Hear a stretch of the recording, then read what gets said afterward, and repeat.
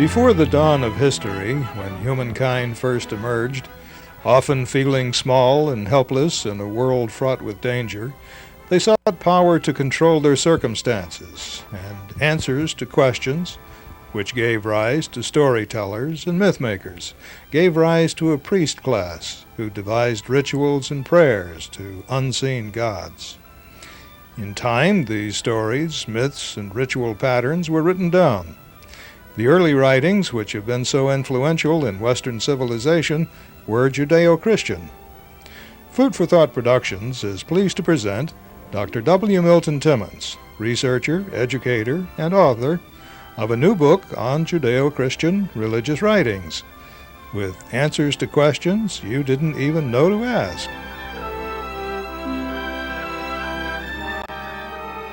Well, Dr. Timmons, I've read your book, your new book, and some of the other writings. Good. So I know all the questions I ask. Well, do you know the answer? I hope. We'll give it a try. Well, we've done shows before on the Bibles. Right. And so we'll be talking about the other religious writings this time. Okay. Just briefly, though, the Bible's first one in Western civilization, the Jewish Bible. Yeah. We did a program of that.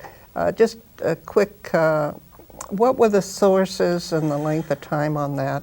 Well, it took over 1,000 years to compile all of those various stories. They came from mythology, from adjoining cultures, Assyrian, Babylonian, so forth, and oral histories and genealogies and poetry and all sorts of things. So there was lots of writings, and it all didn't make it into the Bible. No, that's the apocryphal books. That's what I've mainly written my last book Your about. latest book, and what we're going to be talking about more. I summarized 134 of these apocryphal books that didn't make it into the Bibles. The Protestant Bible, at any rate. Some of them made it into other Bibles. Some of them didn't make it into the Jewish Bible either. Right. Now, the Christian Bible was assembled, and it included most of the Jewish Bible and added on other writings. Well, it included all of the Jewish Bible, yes, plus the 39 books that the rabbis of Jamnia selected. But then the Catholic Church accepted some 14 additional apocryphal books. I'm going to remind you that you said that a lot of these books were translated in Greece, the Hebrew, from the Jewish writers. Right. So those were called the Septuagint, and that group was what they chose from, right? Right, exactly. And so then they didn't choose everything. And the original Jewish Bible was only the first 5. Well, that was, the Pentateuch. Yes. Then they added the 34 from this whole... The writings, right. All the other writings. The prophets and the poems and so forth, the Psalms. So they used some, there was some they didn't. Then the Christians drew from that. Right. Yeah. Now, also, weren't there lots of Christian writings that didn't get accepted? Yes. There were hundreds of additional scrolls that were being written by Christian converts around the Mediterranean when Paul was going around setting up his churches over a period of about 30 years. And these were finally selected at the Council of Nicaea in 325 CE, the Common Era. And they sorted through these hundreds of books of Gospels and epistles and testaments and apocalypses and so forth. Apocalypse is what? What is that? Well, okay, just a second. But anyway, they finally selected 27 of these and ignored all of the rest. And those are what are called the New Testament apocryphal books. Now, an apocalypse, you asked, an apocalypse is a type of literature which was common during the first centuries, in which somebody has a dream or a hallucinatory vision in which they're taken to heaven or hell or someplace and shown all of these eschatological secrets of nature and what's going to happen during the final days, the final judgment, and so forth. After this life here. Right. Now, who were the writers of all these writings? They're all anonymous, all of them. In other except words, they maybe were for the letters of Paul. Yes. Some of those are genuine. Okay, so in other words, a lot of these stories came down, and I know they had scribes in Israel that were just given the assignment to write the stuff down.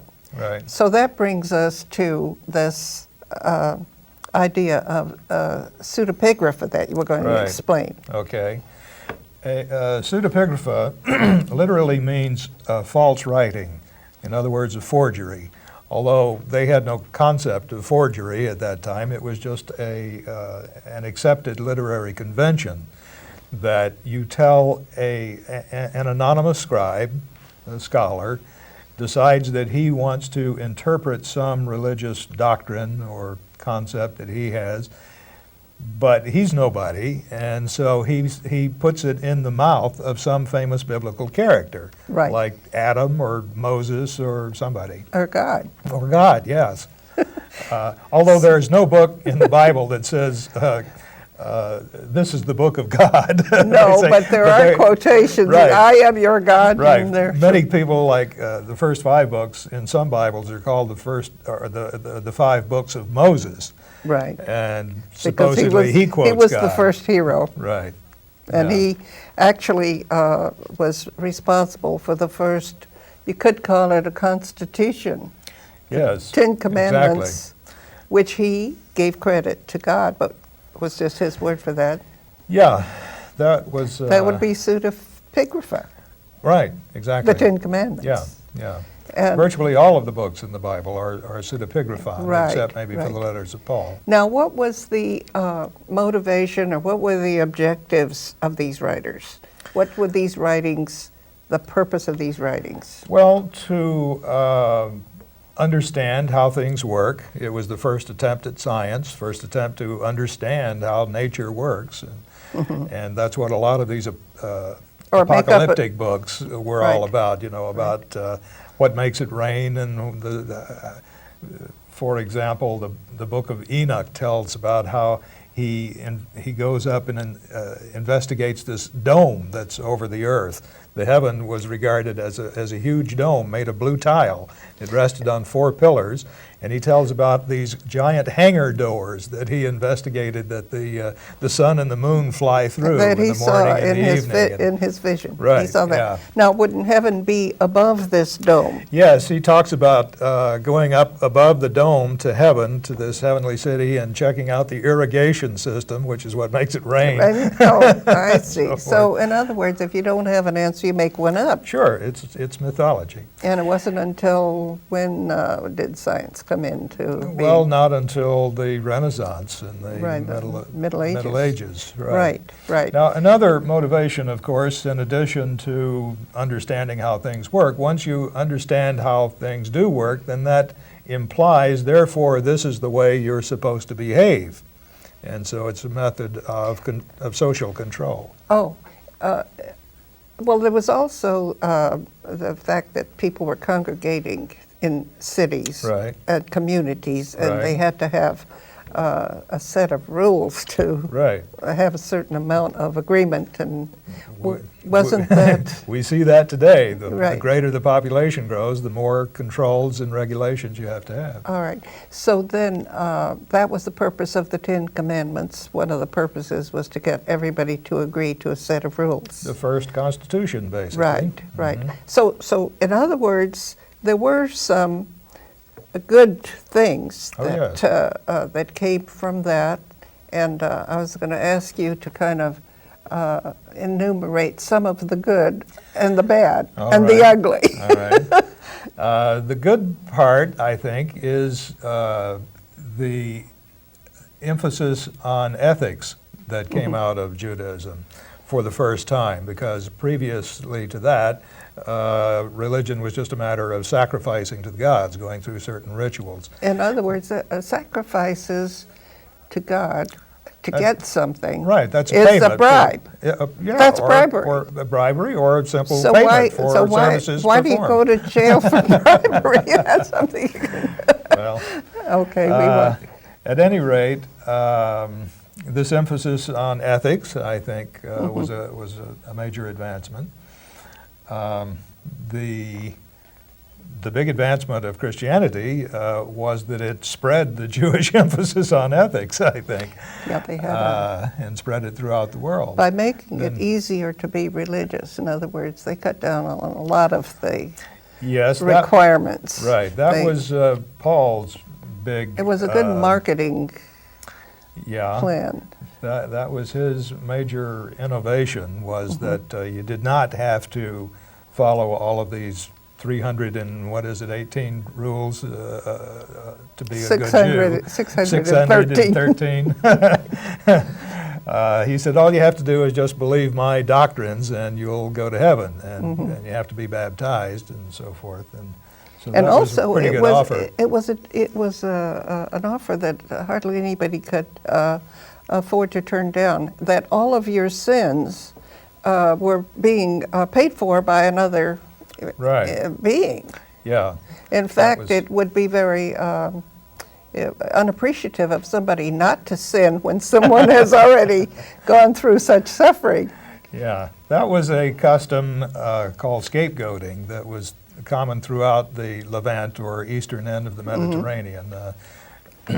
Even in tribal times, they would select a goat and cast all of the sins of the tribe on the goat and then sacrifice the goat, and that gets rid of your sins. You do a lot of research on where these ideas come from, and it's kind of amazing where some of them come from. Right.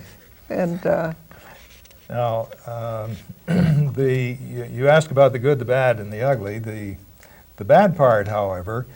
Before we go to the bad part, the idea of a constitution was from those early, the Ten Commandments, and later the 5 books of the Bible and so forth. And so these were really constitutions and ways of organizing society, so that's not bad.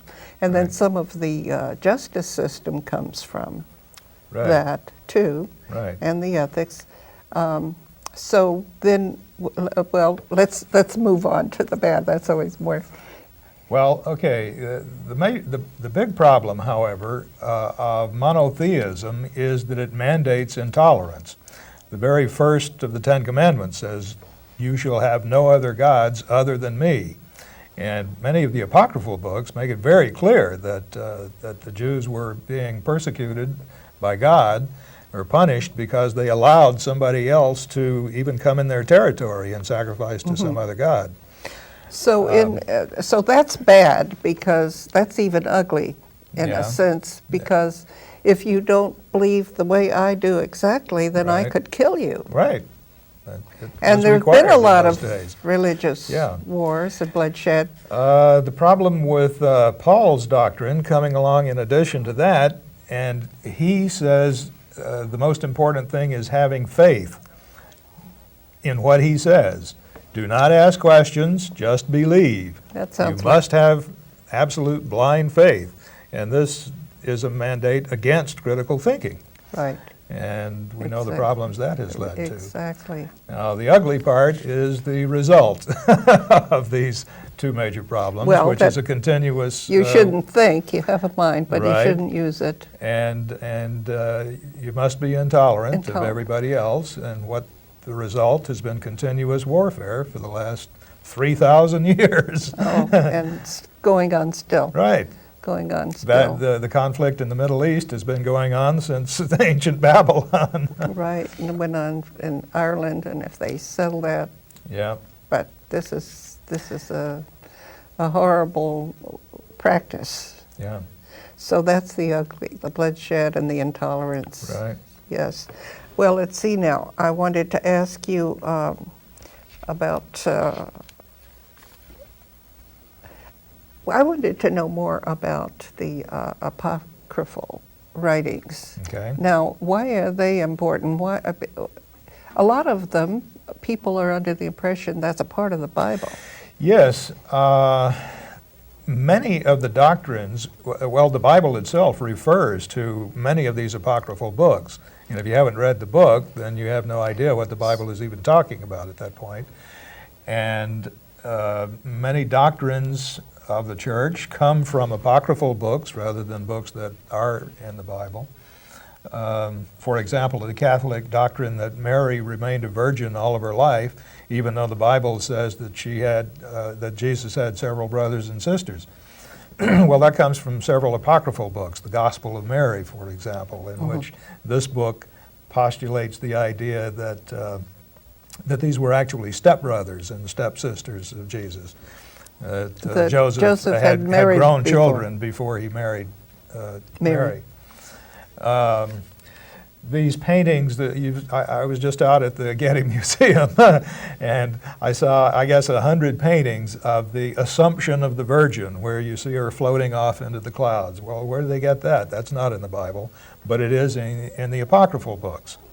And so all of this art that we see in the churches, and they were the first patrons of the art, so there's a lot of religious art, statues and paintings. And the whole idea of Lucifer being the fallen angel who led a revolt in heaven and was kicked out of heaven and so forth, that's not in the Bible. Most people think it is somewhere, but it's from John Milton, actually, in the Middle Ages, and he got his idea from the apocryphal books, books of Enoch and some what of these about books. Dante's Inferno and the paintings that came from that? Right, same thing.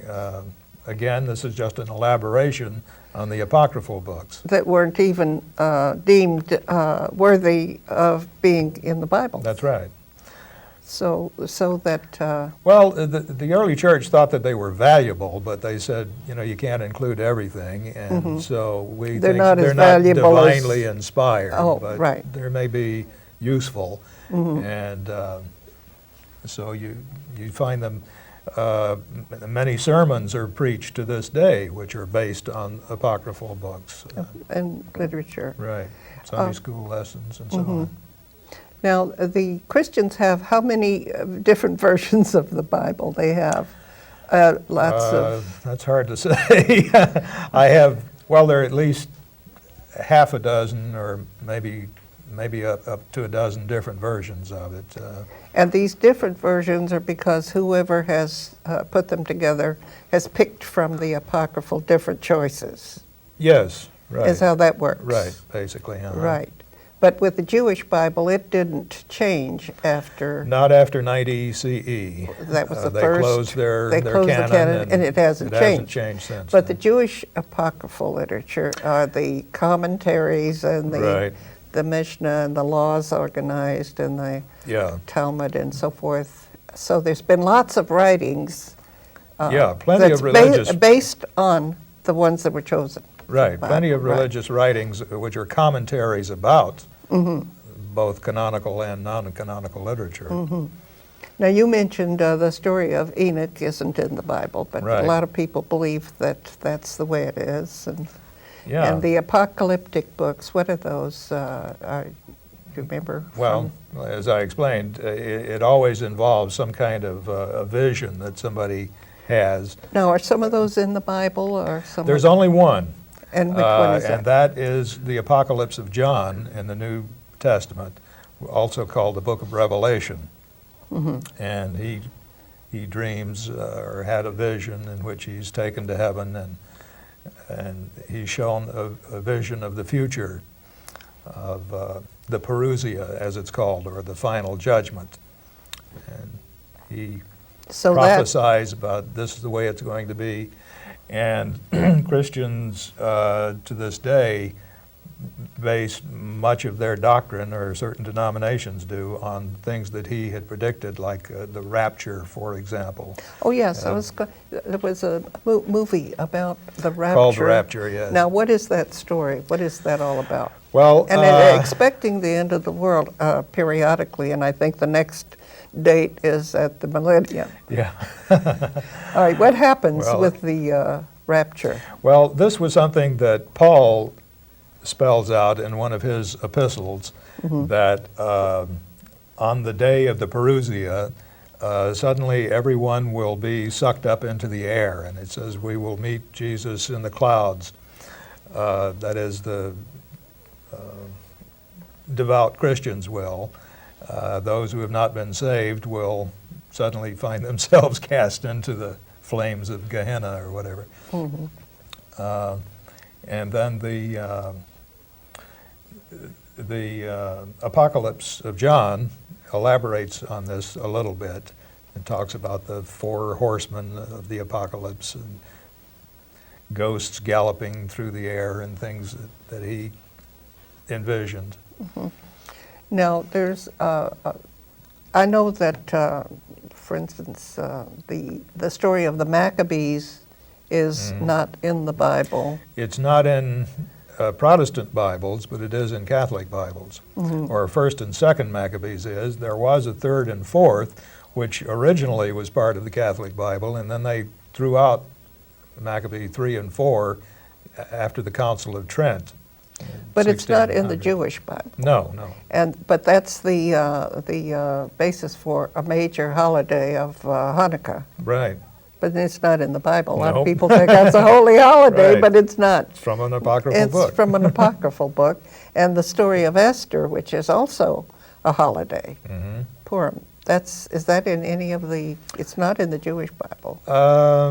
Let's see. Yes, it is in some. Well, it is in Catholic Bibles. There's a slight difference of the story of Esther. Parts of it are in Protestant Bibles, and Catholic Bibles have some additions to it. Mm-hmm. Now, the interesting thing about Bibles and all these writings is that they are teaching Right. materials. They're Right. teaching you to be better and teaching you what to do and what not Right. to do. Right. And a lot of those ideas are from human observation. Right. Remember, I was talking to Dr. Gerald LaRue, Right. who is also a great researcher and writer in this field, and he Right. was telling me how these